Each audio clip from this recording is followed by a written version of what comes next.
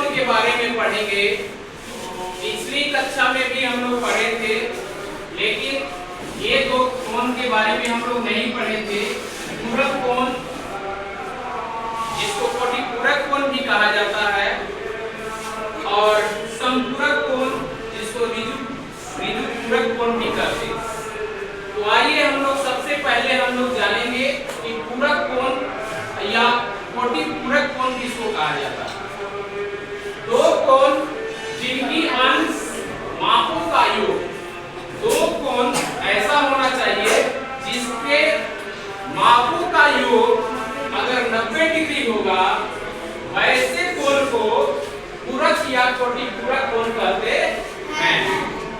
दो कोण को अगर हम मापेंगे और उसका योग अगर 90 डिग्री होगा, तो वैसे कोण को क्या कहेंगे हम, पूरक या कोटिपूरक कोण कहते हैं। जैसे मान लीजिए 31 डिग्री का है, 31 डिग्री का है, ये 60 डिग्री का। दोनों का योग कितना होगा, 30 और 60 को जोड़ेंगे तो क्या होगा, वैसे कोण को हम लोग क्या करेंगे, कोटिपूरक या पूरक कोण कहेंगे। ठीक है। नेक्स्ट अगर देखिए समपूरक कोण, दो कोण जिनके अंश मापों का योग 180 डिग्री होगा, वैसे कोण को समपूरक या ऋजुपूरक कोण कहते हैं। ठीक है।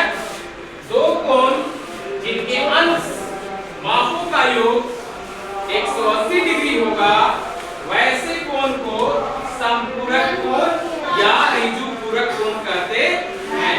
जैसे दो कोण दिया हुआ है 30 डिग्री और 150 डिग्री, 30 डिग्री और 50 डिग्री का क्या है, कोण है, और दोनों को अगर हम जोड़ते हैं 30 डिग्री या प्लस 150 डिग्री, तो हमको क्या आ जाता है, 180 डिग्री।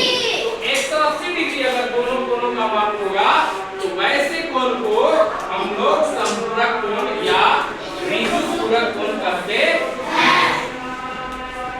पिछली कक्षा में हम लोग क्या त्रिभुज पढ़े थे। आज हम लोग ये कोण यानी पूरक कोण या समपूरक कोण के बारे में हम लोग पढ़े हुए। आशा है कि आप सभी को क्या यह कोण समझ में आ गई होगी। नेक्स्ट टॉपिक पर हम लोग